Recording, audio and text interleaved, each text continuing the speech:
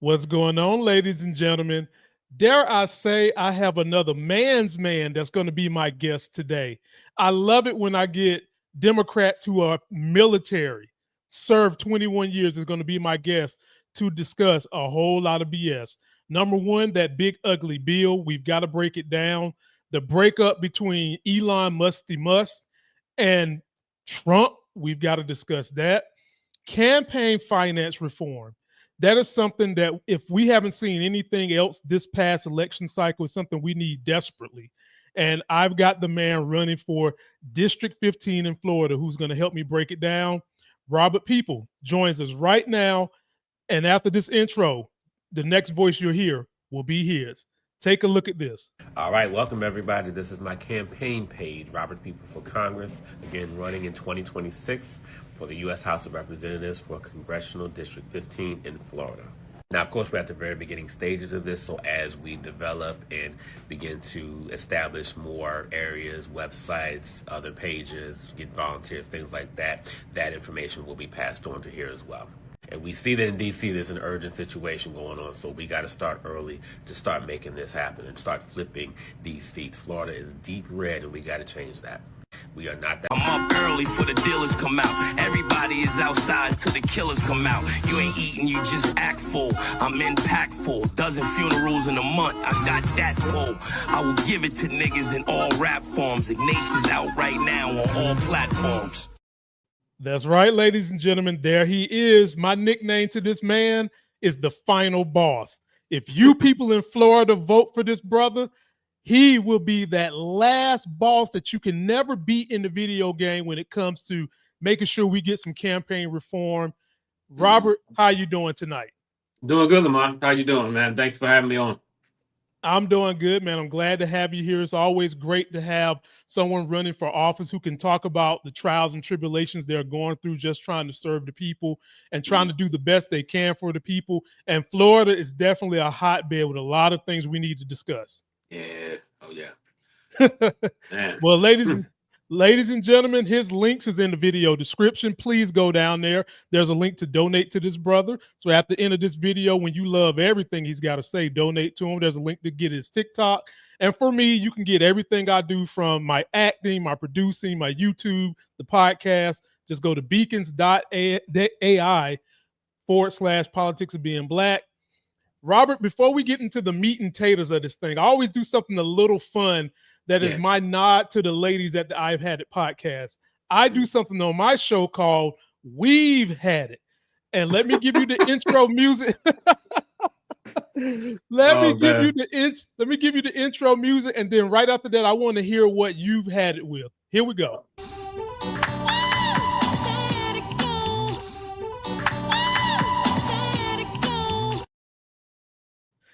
Robert, what have you had it with? Oh, man. Where to start? Oh, my goodness. Right now, I will say I've had it with the man. We're going to get into this later on, but you already said, but I've had it with all the money in politics, really, especially when we're talking about, and not just, I know we're going to segue into that eventually, but just what it takes for the average person to run. I don't know if you've looked it up or if anybody knows listening what it takes to run, even for a local office, but I'm on the congressional side, and it's crazy. And I've had it with that because there's a lot of good people out there, and we end up never even hearing from some of those people not because they're no good, but just the money just isn't there for them. Not to mention that, ladies and gentlemen, he's being so modest. He's letting his background tell the story. This man is a 21-year veteran, and he's telling you, someone who served this country heroically and sacrificed is having a hard time dealing with the menagerie of the finances. I'm right with them. I'm right with you, Robert. And we had a partner of yours up here who's running for Senate in Oklahoma, Jasmine Thomas, and she mentioned that she's having to try to raise almost $250,000 to get effective in that race. And it was never meant to be like that, Robert. So I concur with you. I've had it too. I've had it. I mean, I'm thinking about one of these days, I'm learning from you all. I might run, but I'm like, I better step up my stock trading, because if I don't, Lord have mercy. That's what it seems like, yeah. Right. And ladies and gentlemen, as he said, we will get to that because I'm sure he's got a plan. That's why I call him the final boss of campaign finance reform. And Robert, we've had it today is kind of something we're going to talk about, but this is what I've had it with. I've had it with rich people wanting to socialize the risk of getting in business, and then they want to capitalize on the gains. What do I mean by that, ladies and gentlemen? I put this man face up here, Elon Musty Musk, because he's a prime example of that. So is Trump too, but right now I'm gonna pick on Elon. Elon got such fat contracts from the government to start Tesla, SpaceX, and now the Boring Company. I hate when rich people get indignant and want to tell middle class and poor, the hell with socialism. Pull yourself up by the bootstraps. Because when they tell you that, Robert, what they really are telling you is, I don't want you using the money I can get my hands on so that this government money that we're seizing from everybody, I can use it to risk this business. And if I don't get this business to go, I ain't lose no money. But if I do get the business to go, I've socialized you guys as capital to carry on the risk. And now that I've made these capital gains, I ain't sharing nothing. So, Robert, I've had it. Tell me if I'm wrong, if I'm too strong. What do you think? No, sometimes I think it's not even strong enough the way, just how deep some of it gets. Because one thing I tell people, and a lot of folks I think don't understand this, is that we look at it as middle class and poor. But I will say even upper class, they're not safe either. And one thing I go to, I don't know if if you're not good at math, then this might not mean anything. But then again, at the same time, it's not that hard to understand too, because I think there's a lot of people out there who think they're, as we say, part of the club, but they're nowhere near it. And they're not, basically it's not billionaires against only the poor. It's basically the billionaires against everybody. And there's people out there, I've come across a lot of people who think that if they're not poor, they're basically on the same level or almost on the same level as the billionaires. And they're not. And one thing I do, and I just mentioned math. I said one thing I do to explain this to people and express this is that people don't realize how far away, even if you are a millionaire, even if you have $1 million, $10 million, $100 million, even if you have that, you're still closer to poor than you are to billionaire status. And the way to understand that is, let's look at, and here's the math for everybody, but this is, let's look at 1,000,000 seconds. 1,000,000 seconds takes 11 days. How much do you think 1,000,000,000 seconds take? 11 years. 32 years. How about that? Wow. 32 years. Now, 1,000,000, 10 million, 100 million is further away from 1 billion than a lot of people think. They think that just because the numbers look like they're close together, no, you're not close to their status. So you're closer to us. The 1 million seconds is closer to 0 than it is to 1 billion. Even if you did 100 million, same thing. So that's why I say there's a lot of people who basically aren't poor, think that they're on the same level. And it's us, it's billionaires against everybody else. So that's why I say, yeah, I'm on it. I agree with everything you're saying, because that makes perfect sense. It just, that's, we're their pawns basically. Exactly. And people tend to forget, Robert, that we don't have to be their pawns, because we have a lever that we can pull called voting that could check their unregulated, unmitigated power. But oftentimes the Republicans are able to produce these great stories, and they use two things, Robin. I'll get you here later, but I'll just say this to close. They use two things to manipulate people into thinking they shouldn't get help from the government. One is hate, the other is religion. Yes. And when you combine those two things, it has been a winning strategy for the Republican Party for years, and it continues to be a cancer on democracy when you combine those two and then you subtract education. Yeah. Yeah. So y'all let us know what you think. Please comment below. Robert's information is down there, and we're going to get him to the serious stuff. So, Robert, the Senate narrowly passed this big, ugly bill today. They're Yeah. calling it big, beautiful, but it's big and ugly. And I'm going to give you an excerpt of some of the things that are in it. And then I want to hear what you think about it. And I'll kind of retort my feelings toward it. At the end of the day, it's all bad. There's nothing good in this for middle class and poor. And it's very frustrating. Take a look at this, Robert. What you are going to see as a result of the bill that's moving through the Senate that will then go back to the House is a $4 trillion deficit increase, and that's in the view of the nonpartisan Congressional Budget Office. Our estimates at the Yale Budget Lab are very similar. So are those from the Tax Foundation. So are those from the Committee for a Responsible Federal Budget.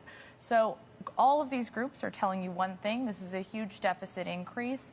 And then you have to ask the question, it's a deficit increase with the spending on who? And that's the work that we put out today, where we showed that if you look at the bottom 20% of the distribution, what is happening to low and middle income Americans in this country as a result of this bill is their after-tax income is actually going down. And the reason for that is because they're on the sort of losing end of those $1 trillion plus in Medicaid cuts and the decreases in food stamps that are being legislated from this bill. And so that money is being taken from them, in addition to deficit increases more generally, and is being spent on the top of the distribution. The top 1% is actually getting 5 times more than the bottom 10% is losing as a result of this bill. They're coming out about $30,000 ahead per family. And so it's very significant what these differences are. You're literally taking from the poor and giving to the rich as a result of this legislation. Dang on. Robert, I got 2 points I want to make to you before I give. I'm gonna lob the ball up to you. I'm Kobe, you Shaq tonight. Okay. Man, I've been in business a long time. I've owned a respiratory therapy business, outpatient services with kids in North Carolina. They cut the Medicaid budget, almost put me out of business. I've owned childcare properties. I trade stocks daily. I own real estate. And what the Republicans have done with this bill, and what they usually do with their viewers, is they use jargonistic terms that their people do not understand, but they'll tell them, listen to me, you ain't got to research nothing. One thing that I heard in this bill from a Republican person with the administration, Robert, they are going to let you depreciate whole buildings that have specific equipment in it. Let me repeat that. Depreciate a whole building that has specific equipment in it. And to further buffer that point, and then the floor is yours, Robert, I've always said this about unregulated capitalism. Unregulated capitalism. This is what it looks like. A pyramid and a Ponzi scheme is supposed to be illegal, but this is literally what it looks like. You have the rich up here at the very top siphoning off everybody that is pushing them up. When they used to tell us in the Reagan era that trickle down is what creates a good, robust economy. And last I checked, since Bush, every Democrat has had to come in behind Republicans and clean up their fiscal policies. Clinton, Obama, Biden. Floor is yours, man, on this bill. You know what? It's so much garbage in there, man, and it's sad. It's just whenever I hear about it, I just I just tense up, because there's nothing, like you said it already. There's nothing good about it. This and I'm glad you showed that chart, because that's exactly, as I said earlier, rich and everybody else basically. So that middle class, just because you think you're better than poor, upper class, just because you think you're better than middle class, guess what? All of us are outside the club. And they're taking from you all too. As a matter of fact, they're probably working harder on the middle class and upper class, because they know y'all got more than we do. So, or than the poor folks do. Not like the poor folks are safe, but it's still there. And it's the greed right now, and it's so blatant too. It's so much in our face that it's just like, sometimes I'll just look at videos that people post, or even look at the news, and sometimes I rewind it back, and I'm just like, are they serious? They just gonna be in our faces with this? And you hear a lot of what the Republicans, especially in the Republicans in Congress, say in response to some of this. For example, who was it who said, Mitch McConnell said, they'll get over it. And it's like, woo. Okay, as far as losing the Medicaid. Right. Someone said a while back, I can't remember her name, but she said, "Hey, we're going to die anyway." So, and, this is this is what I mean. They're so comfortable with it now, and it's just, to me, that's what gives me really just angry every day, and more motivated on top of all this to say, okay, you know what? I want to be part of this. I don't want to sit on the sideline and keep talking anymore. I want to be in the mix and say, okay, look, y'all gonna hear my mouth too, and I'm gonna be part of fixing this. 100%. I'm gonna give a shout out to a TikTok creator that came on with me last week. Her name is Eliza. You guys go check her out on TikTok. She came on with me and she said something that was so profound because her partner is in the military too and just had to leave because of what's going on in Iran. So shouts out to her. Mm-hmm. But Robert, she said to me, when history looks back on this time frame we're in right now, it is either going to be thanking creators like me and you who are on this platform trying to push the message of democracy, or it's going to be really upset with people who are trying to inflict a dictator like the Joe Rogans and those people who idly sit by to have influence but don't want to do anything because they're sitting in a cushiony position for now. Mm-hmm. It's always with those type of people for now because dictators will always find a way to come for somebody they don't like. Prime example of that, look at Trump and Elon Musk right now. Is, as you said, it's happening right in front of your face, right in front of your face. And getting back to this bill, people, capitalism is supposed to look like this. It's supposed to be a spinning wheel that connects everybody under our system under the correct guardrails. And those guardrails have been thrown out the window because we do have a snake oil salesman as president. We have one who lies through their teeth as president. We have someone who hates government, but doesn't mind using government's money to enrich themselves. And here's a quick summary of what's in this bill. So basically, it's got a side-by-side comparison. It's got the rich, the middle class, and the poor. Basically, the gains for the rich: large tax breaks, big deductions, corporate gains, losses, future tax burdens, national debt increase. Robert, they don't give a damn about no national debt increase. They only thinking about the in and the now. For the middle class, some tax relief via tips, child care credit, SALT tweaks. Well, Robert, what a lot of people don't know who aren't in business, most people that capture tips, they're not reporting their money in the first place. They're not. So that's not even going to make a difference. That was just something put out there for the campaign. And the child tax credit, you're basically going to give people $1,000 and you're going to allow rich billionaires to get that too. And you know, Elon Musk is running around here circle jerking, spreading his seed about 50 babies. He's going to get the extra money for all them kids and he don't need it. Okay. You got that going on. And what is the middle class going to lose? Less help from Medicaid and SNAP, possible higher costs.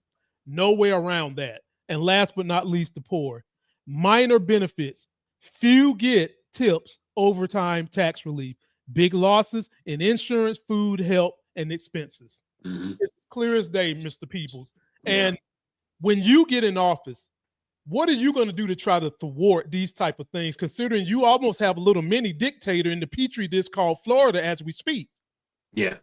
One thing, and the deficit, that's what bothers me the most, because one plan I had for Social Security was really because there's such a lack of trust with the government now.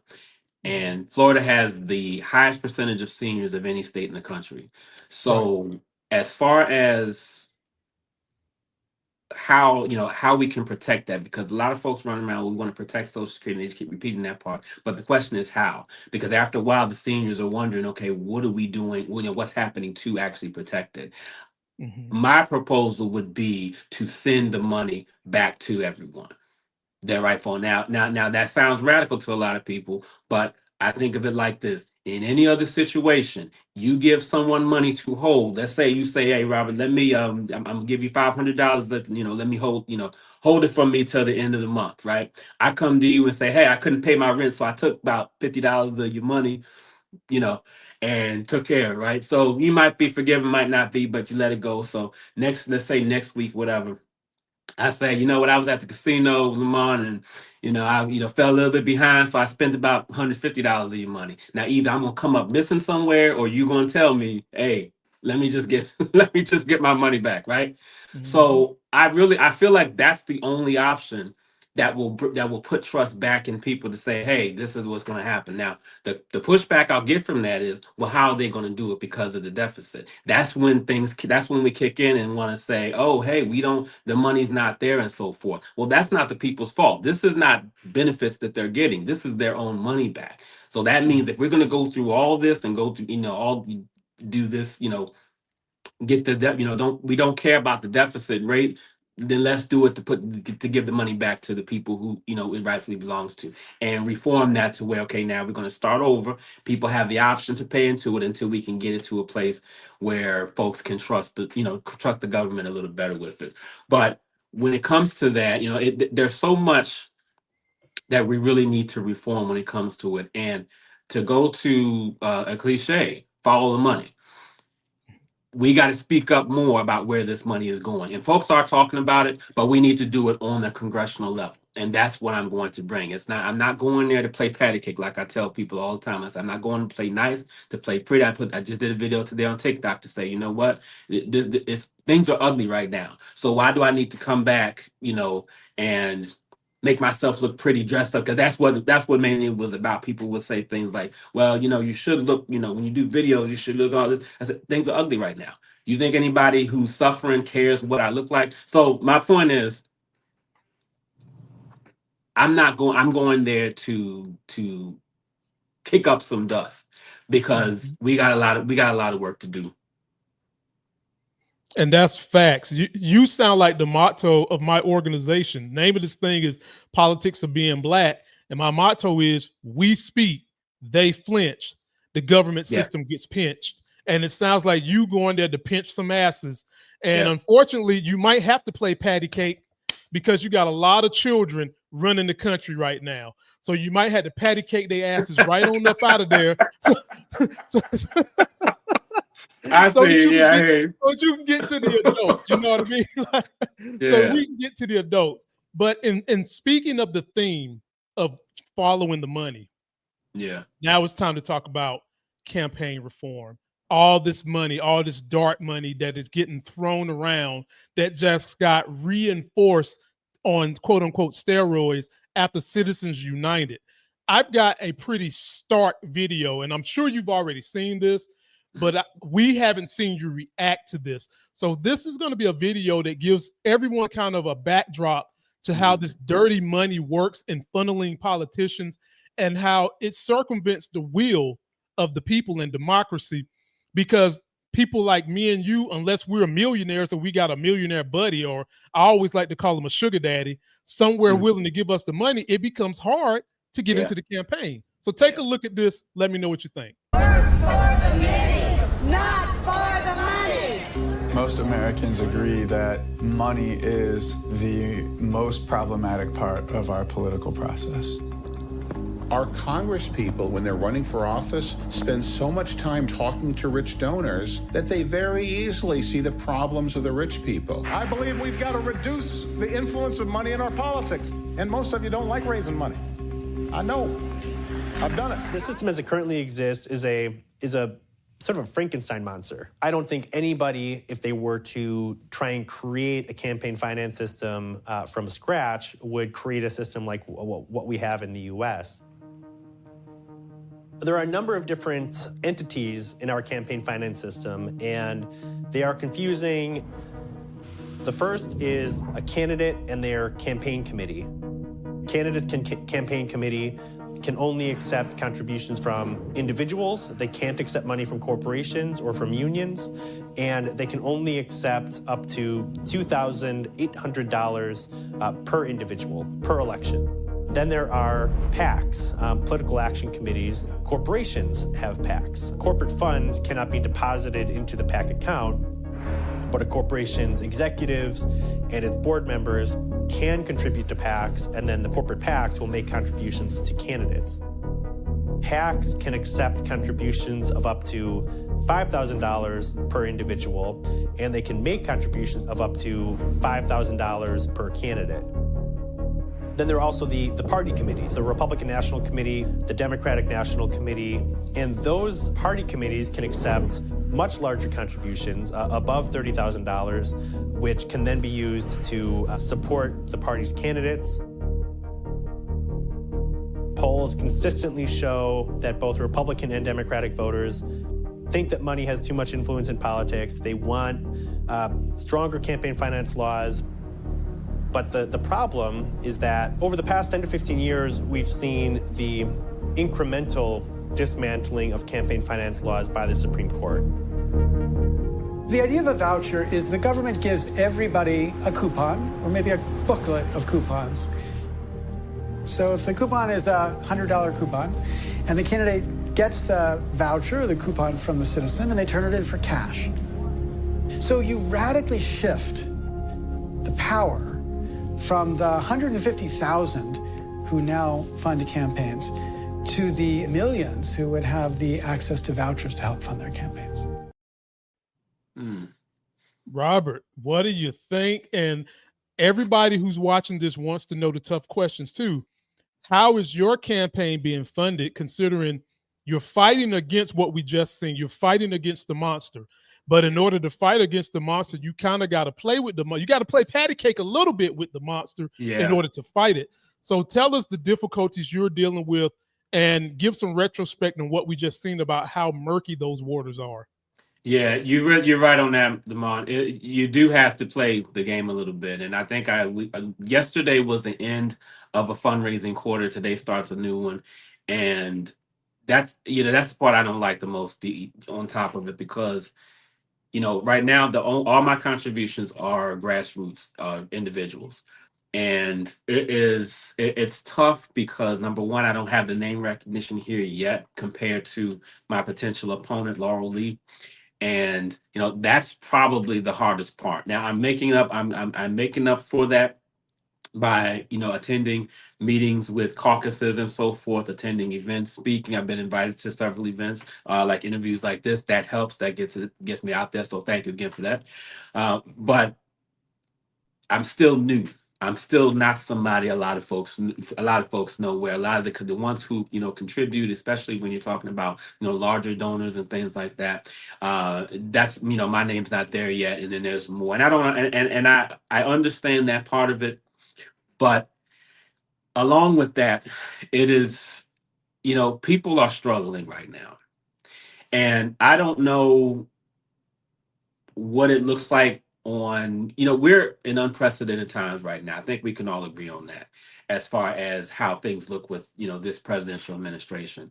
And I don't know what the normal time of donor fatigue and voter fatigue and so forth, I don't know what that looks like in any other presidential election, but now it feels like this what was it, what's it been, 5 months, like five months and change, that's it, right? It feels like It's been longer than that. So people are still exhausted. They're still tired. So it's like, okay, here I come, because now we have to start early because I don't have the name recognition. So I understand people who have a hard time saying, you know what, I just can't do it right now.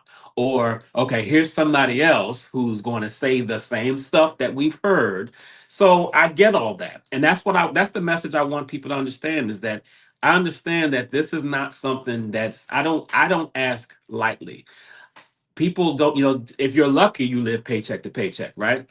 Most people can't. Most people can't put money away and do all this. So now I come asking for, oh, hey, can you just, give me something? You have no idea who I am. I'm not, familiar and so forth. So I'm definitely not going to see anything near what's there. Now, on the other hand, when you have, like the incumbent, for example, who, has been, and she has a history here. She's been a judge in Florida. She's worked for Ron DeSantis, things like that. So when you have that kind of, you have that behind you, it's a little bit easier to raise some money. She did a fundraiser last month, I believe. And this was outside of the district. Not only was it outside the district, but the minimum for people to get in was $1,000. That's the minimum we're talking about. And it's like, whoa, I would never want to do something like that. But I know if I even thought about if I even thought about that, I wouldn't have anybody there. But it's working for her. So a lot of what you showed earlier, that's the reality for them. But meanwhile, those of us trying to do it grassroots, it's a little bit tougher because we're having to go to those who really don't have the money like that, and we're running for well, not to speak for anyone else, but I'm running for Congress to help to fix some of that, so people have a little bit more money in their pockets, so that they can get we can fix this homeowners crisis, this insurance crisis, especially down here with the hurricanes and such, and lower grocery prices, lower gas prices, doing whatever we need to do to fix that. So, but at the same time, I got to say, hey, but I need money to be able to get in there to do that. So that's the tough part. I don't like asking for money anyway. I mean, I don't know if you can, a lot of us can get that. We don't like to ask either way, to borrow or whatever. Now here I come saying, hey, I'm running for a campaign, so can you give me money that you can't spare? It becomes tough. So I sympathize with people who have a hard time with, wanting to give it.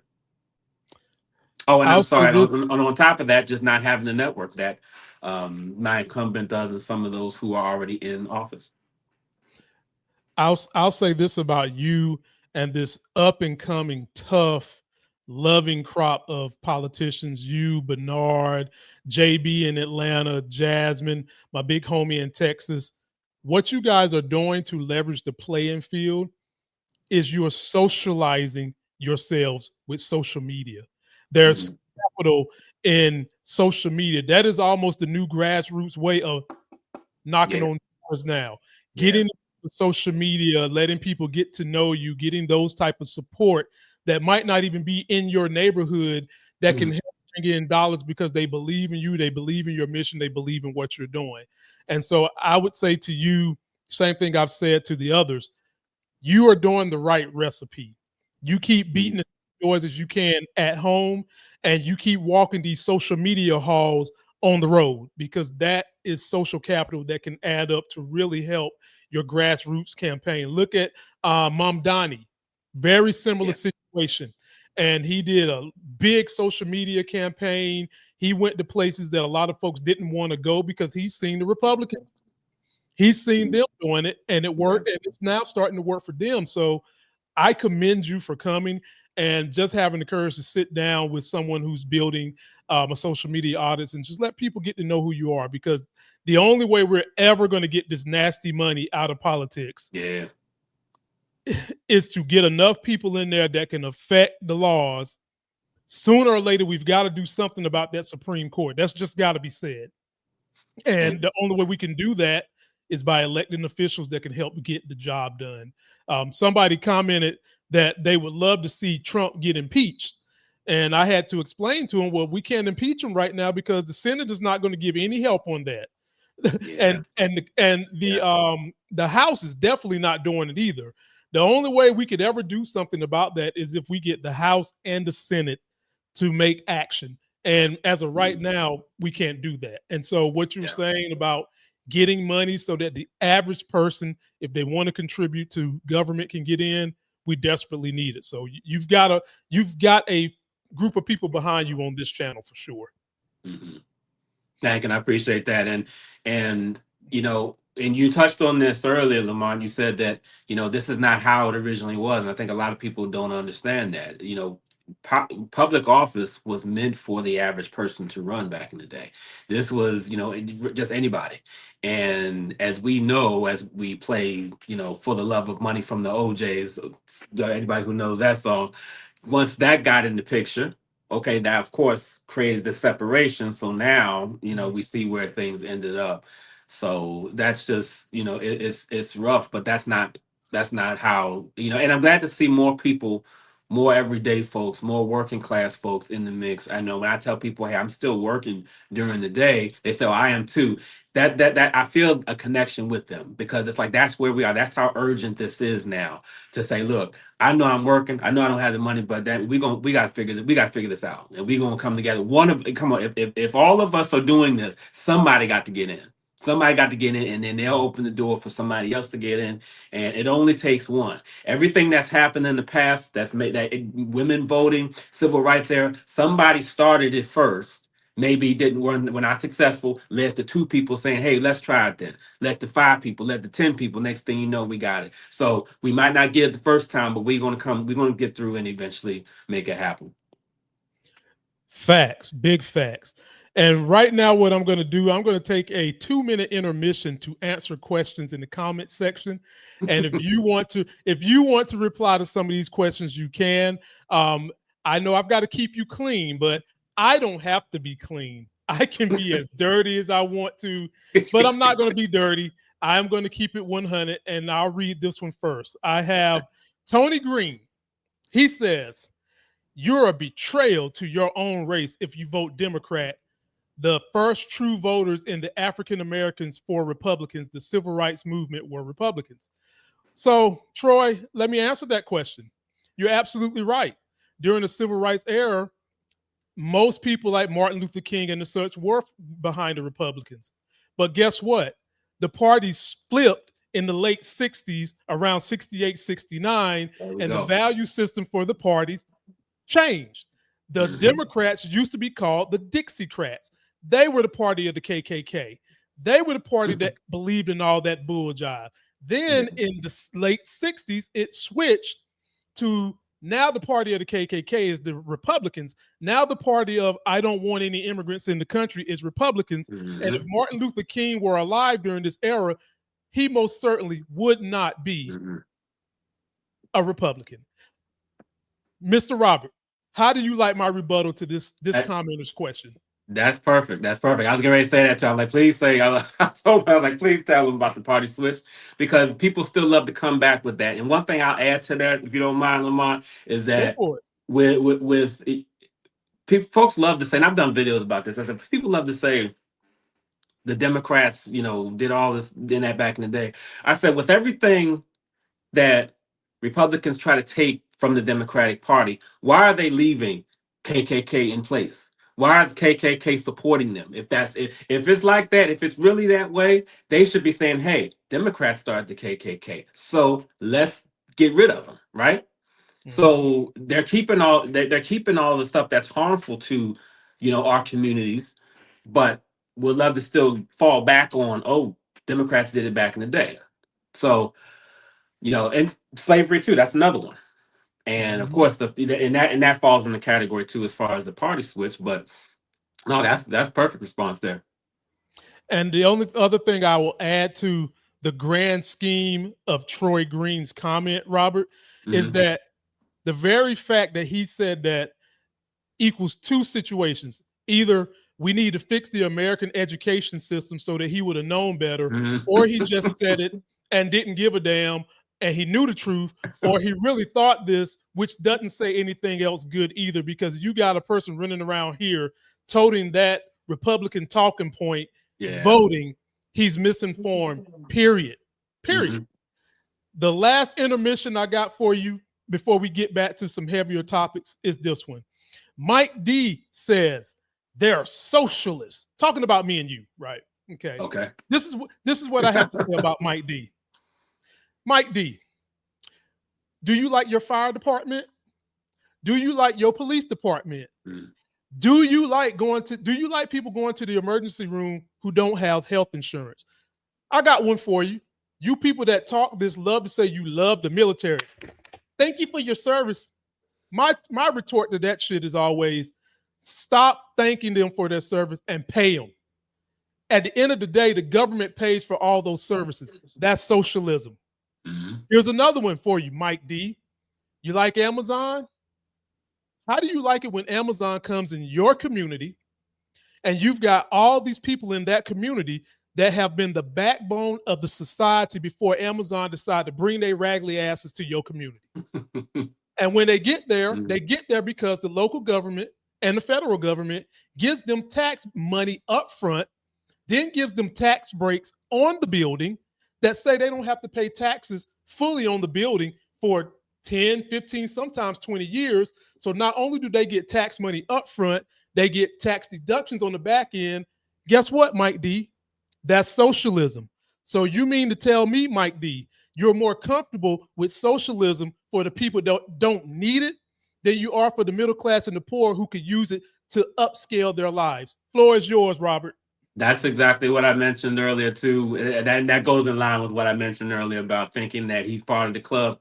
And no, it's not. He isn't. And you said it right too, Lamont, with the whole it's either bad education or intentionally passing a lie. And and the tough part is that we don't know which one is which because it really we've seen people do both. As a journalist, I did journalism during my time in the Army, and we were taught to write at an 8th grade level. Yeah. And because that's how the average person reads.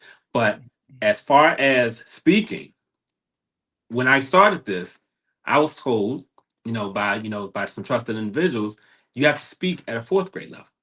So it's like, whoa, yeah, that's what I said. That's what I said to us. Wait, 4th? Because that's the average. That's the reason Donald Trump appealed to so many people. Because how the hell does he sound? Like a damn 4th grader, right? So that's where.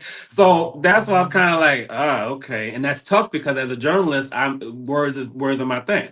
So it's a lot of people don't know.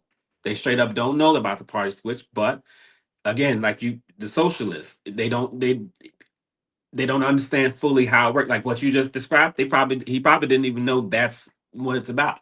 Somebody else said socialist or whatever, or that's the flavor of the month, so he's going to go with that. So a lot of that stuff just adds more nonsense to everything and creates a big, just more for us. Which that's the thing. That's another thing too. And there's a term for this. I don't remember what it is, but the whole concept, and I know you've seen this many times, but the whole it's to the goal is to exhaust us. It's not to have a conversation. A while back last year sometime someone said that there's a name for it. I'm gonna look that up because a lot of people exist, especially on the MAGA side. Not necessarily Republicans. All Republicans aren't MAGA, but and I want to make sure I make that distinction because I know there's a lot of Republicans who are angry about what's going on now, and I don't mind. I've spoken with some conservatives too, and you can tell they're looking for something different. But as far as just everything else, it's just it's. I mean, you gotta just you gotta just laugh sometimes. It's just it's a lot, but you gotta laugh. It's crying. Their whole goal is beating us. It's not to say that Trump is working. It's called flooding the zone. That's what they're doing. They're flooding the zone. Flooding the zone. Okay. Yeah, I knew there was something with it. Yeah, there was a term that goes with So they're not there to have any, the discussion debate. It's just let's just throw some stuff at you so we can spend time. We need to have these discussions. We need to talk about it. But that's their whole goal. Here's another one that gets on people's nerves. Before I bring it all home and bring you back to Florida, because y'all got some wacky stuff about to happen, let me get you on this. This is another thing that frustrates people when they see Trump getting away with things they deem other people couldn't get away with.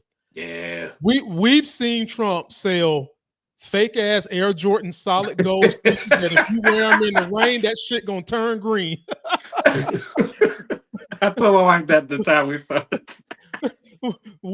We've seen him try to sell cell phones now, but Robert, did you know he's got another scheme he's up to? Yes. Let you take a look at this, and then I'll tell you. I took one for the team, Robert. I took one for the team, and I tested this out. But I'm going to let you hear about it first. Here we go. Oh, man. Trump fragrances are here. They're called Victory 45 and 47 because they're all about winning, strength, and success for men and women. Get yourself a bottle and don't forget to get one for your loved ones too. Enjoy, have fun, and keep winning. Go to GetTrumpFragrances.com.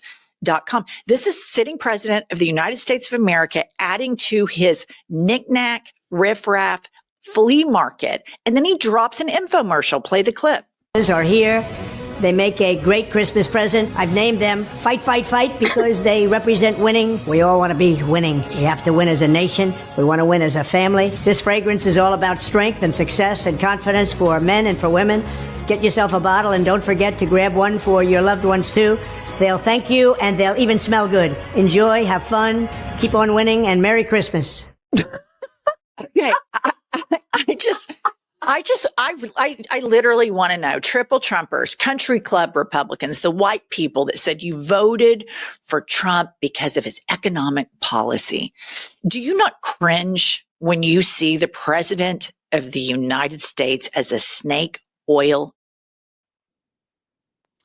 Robert, there is a classic movie in the black community called Boomerang. Yeah. It stars Eddie Murphy.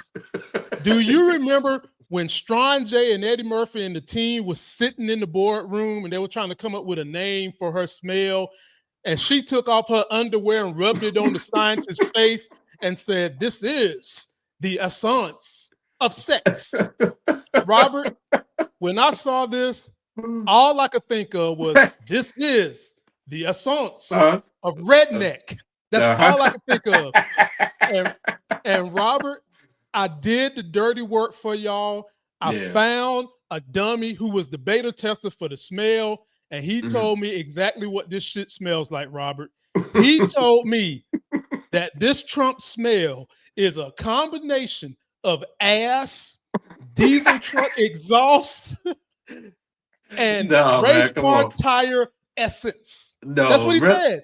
That's what he told me. He said ass, diesel truck exhaust, and race car tire essence. And I was like, so you mean to tell me it smells like the diaper that he wears? And the guy said, yes, every redneck is going to want it. And Trump said, if you buy two, he'll throw in a trailer for free. Robert, what do you think about the president of the United States grifting in the White House and not being stopped by the emoluments cause, because it's basically the same issue as impeaching him? You've got to have enough people that want to shut him down. This is, and we're laughing at this, and there's sometimes, and maybe I'm just in a better mood right now. And oh my goodness, I hadn't seen those the infomercial. Oh wow, oh man, you see me, I got tears right now. But it's some days it's hard to even laugh at it because, like I said, he's doing this in our faces. And one thing, this goes to something that I would want to propose to, and this is something radical. A lot of folks won't understand, but we need to have something in place that does not allow this. Right now, the checks and balances, they're not working. When the Constitution was written, and I got one of these, I said, I want to make sure I do some, make sure I'm reading, make sure I know everything that's in here. When it was written, this kind of stuff was not happening. But now we're in a place where we need to do more. There needs to be some amendments in here to where this stuff happens. What my proposal would be that there is a nonpartisan entity that stops this, that steps in and says, hey, this is clearly illegal, against the law, conflict of interest, whatever. And he's removed on that, the president or whoever. Now, right now, we're only seeing it with him. And we may see it with some others, but he's doing it so blatantly, it should be just a matter of, hey, you know what? We don't need to do the voting and all this and that, because like we just said, it's depending on who's in Congress, that determines how this ends up playing out. And again, if both chambers are Republicans, so of course they're going to vote no matter what's going on. We saw that with the confirmation hearings for when he, selected his cabinet members. So we would see all the bad stuff, all the videos coming in of people not knowing what the hell they're talking about, what they're doing, just saying horrible stuff. And then we get the news later on, pick the phone up and it says such and such has been confirmed by the Senate. And you're like, so, and that's because all they're going to do is just keep. So it can't keep going that way. There needs to be another agency that says, look, if you don't check these boxes, then he needs to look for somebody else, because we're going to decide that you can't come in here and do this kind of stuff. And it's right now, it's beyond out of control. And he's still, I just heard about the perfume, the fragrances this morning. So this has been out for a little bit, I guess. But that's something I want to propose, because it's just like anywhere else. And I asked this question to folks too. I said, there's so many things that Congress and the president get away with that folks on the street would never come close to getting away with. and we would get checked quick on this stuff. So this is another one. So okay, somebody, that's the jury system. Let's look at that. There's a reason that courts select juries the way they do. You're not going to have a drug dealer who's on trial and then say, hey, let's get 9 of his lieutenants, put them on the jury, right? Because of course, who are they going to? They're going to say they're going to vote not guilty because that's what it looks like right now. Trump is doing all this stuff, but who are we going to ask to impeach him? Have to do, everybody who voted for him. So it's never going to go that way. But we see he's blatantly violating the Constitution in however many ways he wants to do that. So that's what I want to throw in the mix. That's what I mean when I say kicking up dust and saying, look, there's some another entity needs to be created so that this stops. This cannot continue happening. There can't be just unlimited immunity. It's just it's ridiculous. I 100% agree. And in the quiet halls of my home, I've said the same thing. I've said there's got to be an outside body that checks people when the checks and balances are not working. Mm-hmm. He's broken so many emoluments clauses, it's not even funny. And you can never do anything about it because the Democrats don't have enough people in power to help. And there are not enough Republicans with a spine to step up and say no, because they're all worried about power. And that power is not good. That's not helping the American people. At the end of the day, ladies and gentlemen, this man is getting away with grifting. He's charging $249 for a damn 6 ounce of ass diesel truck exhaust and race car tire essence. He's getting away with that. And at the end of the day, if there's nobody to check him, he's going to keep doing it. He got that airplane from what used to be our enemies. $400 million. Robert, can you imagine if Barack Obama was to decide he want to start putting out a mixtape of him doing duets of Al Green? Oh my God, Lord, boy! Oh my! This is what the Capitol would look like. just off a mixtape for people that's listening.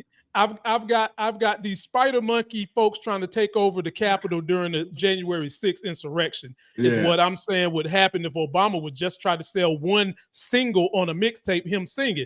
Imagine if Kamala would have came out with a nail line, Robert. Like I'm so with you. There's got to be an outside body that helps regulate this, a nonpartisan body, because this stuff is not right. It's just not right. Yeah, and with the I was wondering what the my wife and I were talking earlier about we wondered what the cost of it would be, and we figured it would be in the hundreds, like it would be in the hundreds like that. I didn't think it would be. Let me see, $199 and $240. Yeah, that sounds about right. So for 6 ounces, and people gonna buy it just to show us, hey, look, okay. And he's laughing at y'all too, but okay, right? Because at this point, that's where it is. But yeah, that's where. One thing I said, we saw how people treated Obama with the tan suit. I just go to that. Look how with that insurrection. I could see that happening over this, and it is. When people say imagine, I was saying that to us, like imagine if it was this, but I also some days I feel like saying, we don't need to imagine that, because those individuals, Obama and they would never do anything like that. Never. And we know the reason people have a problem with them, but it would never come anywhere close to that, because however people feel about them, we've heard, how they are. We've heard, what's, important to them. And we've seen what they've, done during their times in office. So it's hard to even imagine that, because, and I get the concept, I get the idea of how people would treat that, but they just wouldn't. Exactly. Too much integrity on that end, ladies and gentlemen. So y'all let us know. Are y'all ready to run out there and give Trump $250 or $200 so that you can smell like ass diesel truck exhaust and race car tire essence? Let us know. If we smell a redneck, we know what you're wearing. Now, Rob, I got one more issue for you, then we'll get you close to the off-ramp so people can understand your passions, who you are, your family, your service to the country. But I'm so thankful you've given us the opportunity to take you through some of the hot subjects that are in the news right now, and for us understanding how you would legislate, how you would behave if you was already in office. And I think that everybody has loved what you've had to say about what you would do. But this one hurts because this is just the same people that tell you they love God, they love Jesus, also sit around and lap up this cruelty. The state of Florida is getting ready to build something that they're calling alligator Alcatraz. Yes, ladies and gentlemen, it is exactly the way it sounds. You know, whenever you hear some bullshit that sound cartoonish or WWE-ish, it's coming from MAGA. So let's take a look at some of Fox News yucking it up as if this is funny when it's not. And we'll discuss it because this is your state. It's Florida. Let's go. And trust me, these vicious migrant criminals will be begging to go to El Salvador when the alternative is a place called Alligator Alcatraz. DHS has now approved plans for a brand new migrant detention facility near the Everglades with the aforementioned name.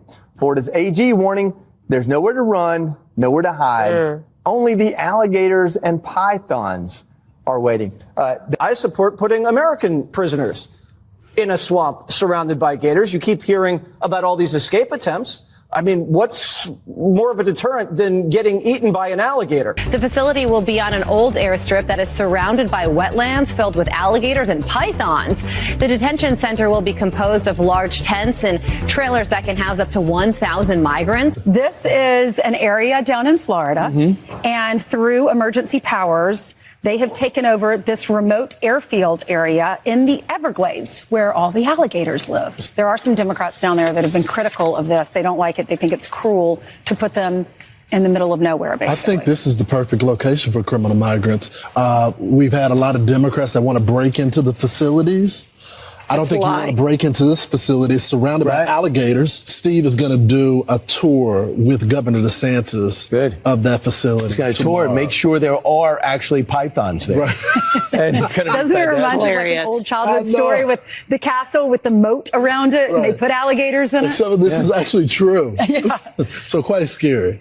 All right. All right. No. And Homan's adding new agents, and they're not even human. Alligator Alcatraz just broke ground in Florida's Everglades. In a month, 5,000 criminal aliens will check into their swamp suites. The tents are up, the trailers are parked, and the gators are on patrol. And if Jose tries to make a break for it, hope he can swim like Phelps. Now, Seacot's got competition. But the alligator Alcatraz, it's the idea that it's going to escape. They just get eaten by an alligator or a snake or something. I guess that's the concept. This is not a nice business. I guess that's the concept. If the snakes are fast, but alligators are big. We're going to teach them how to run away from an alligator, okay? If they escape prison, how to run away. Don't run in a straight line. Run like this. And you know what? Your chances go up about 1%. Okay? Not a good thing.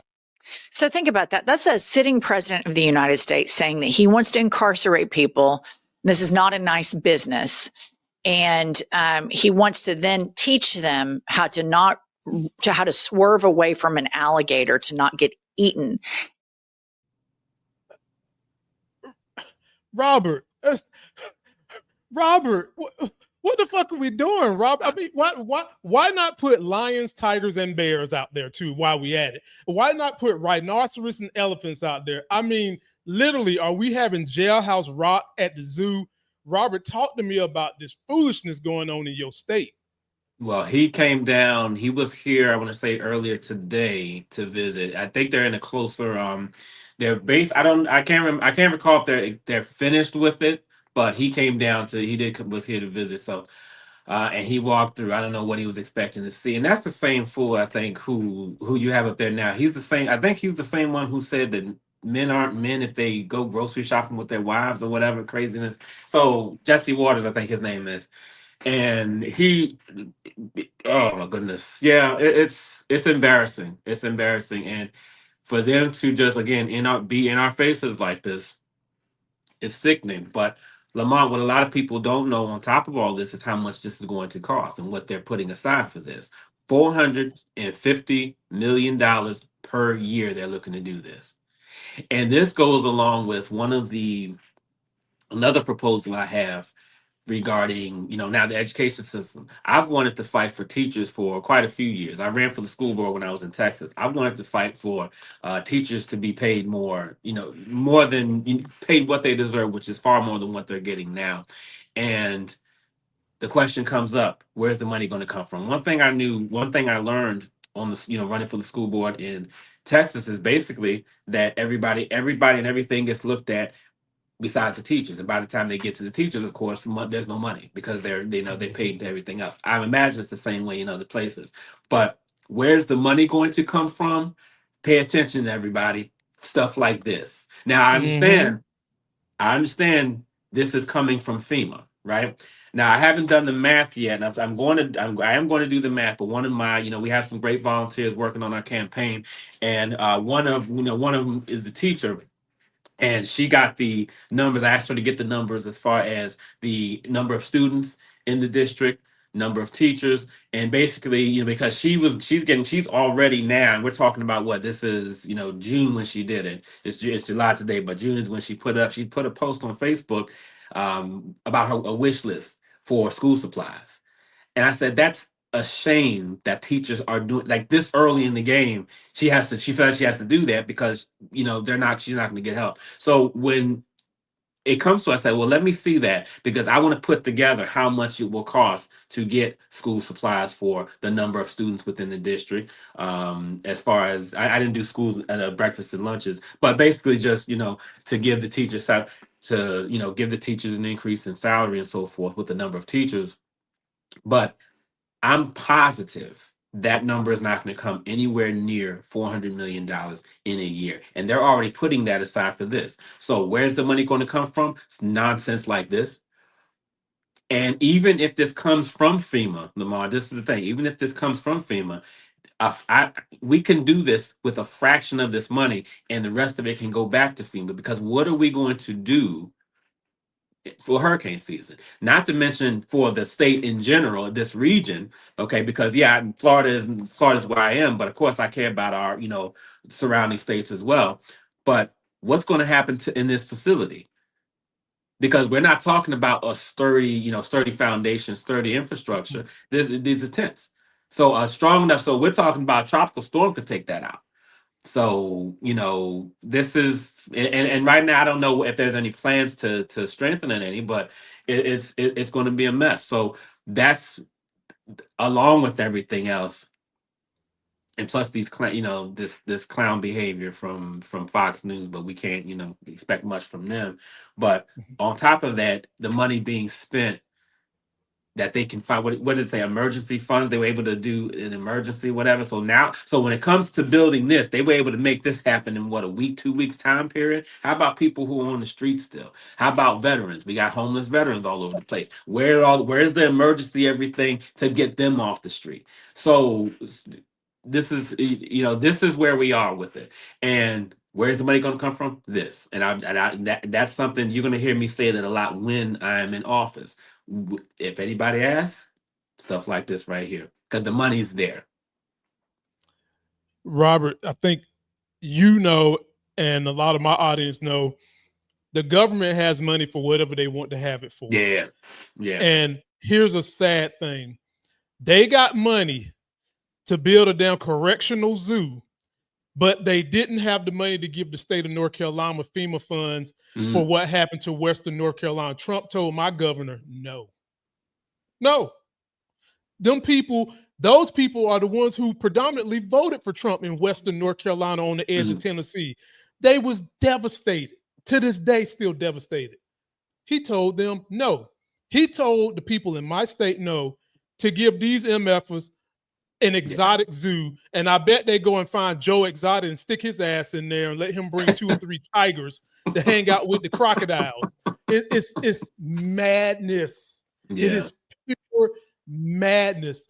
And to think that a president can tell a state that needs money no and divert it to this kind of mess, we damn near need an outside body to regulate that. Yeah. Because Joe Biden gave more money to red states than he gave the blue states for help. And Democrats were like, why? Because a lot of Republican states are the petri dish of how the Republicans would want to run the nation into the ground. Yeah. Let the con artists, white collar criminals run the money, what they call it, the wolf in the sheep's house, eating up all the money, throwing out table scraps for everybody else, and your economy sucked. Mm-hmm. And Joe Biden's even knowing that still gave them money, Robert. Yeah. And I can just tell by this one interview with you that even though people who are your opposition or be called your opposition, you still want to make sure everybody's taken care of. That's the name of the game. So I'm for you. I want you to get in there and do something. And this is your opportunity. I want you to tell the people, this is your elevator pitch. I give you 90 seconds. Tell the people everything they need to know about you and why they should get your vote and what you would do for them once you get in office. Okay. Well, the main thing is being in the Army has really taught me a lot about serving others. And that's why I want to come back to this. I served for 21 years for a reason. I was taught when I was in there, be part of the solution. We can all complain, but step up and be part of, be the change that you want to see. We've heard that a lot, but be the change you want to see. I want to bring the attention back to us as the people. And we're so separated from our representatives and especially from members of Congress. That's why it's so hard for us to hear from them, and they won't even answer us a lot of times, especially my potential opponent, Laurel Lee. People are reaching out to her. Nothing's coming back because they feel like they don't have to. And I want to get it back. I want to remind the people of who we work for, and it's them. It's not Donald Trump. It's not Elon Musk. It's not these PACs. It's not these lobbyists. It's nobody but the people, the ones who vote for us to get in. That's who we work for. And I want to give people that faith and that confidence to remember, okay, he's here for us. That's why one of my volunteers came up with a great slogan for us. And if nothing else, I need people to remember this. Real change starts with people, both me and with everybody. So that we are going to do this. This is not going to be me getting in there. This is going to be us, because I can't do this by myself. I don't even want to, because my whole purpose for doing this is because of everybody. Wow. Well, ladies and gentlemen, you've heard the man speak. You've seen the man smile. You've almost seen him cry at what's going on in this country. You've gotten every facet of what he can do. All you got to do is click the link in the video description. I've got his TikTok. I've got a link so that you can donate to his campaign. Any amount of help, $2, $3, $5, it all adds up to help him overcome the kind of corruption we've seen in campaign finance. My brother Robert People, thank you for coming to have this interview. It was just an absolute delight and a pleasure to hear, and refreshing to hear what you want to do for your state and for everyone in America. And I would like to ask you, for those that want to try to catch you out and about, where are some places you might be campaigning in the next couple of weeks? I will likely be in, I want to say Lakeland, probably in the next couple of weeks. Lakeland is far east within the district. And let me see, after that, should be going to Polk County. I'm going to be in Polk County for a little bit too. So you can definitely find me out there, but definitely reach out to me. I want to, I'm going to help however I can, because this is my goal. I'm doing this to help people. So please reach out. Well, you've got one who's already going to be donating right now. Thank you so much for that. Appreciate he definitely is worthy of it. And you guys keep letting me know. I'm here to interview all these great candidates. I'm going to be supporting them myself. And that's the mantra of this whole entire thing I'm doing. Ladies and gentlemen, till that next Sex is Hell video, remember, we speak, they flinch. Whole system gets pinched for equality. We'll see you next time. Man, that was a good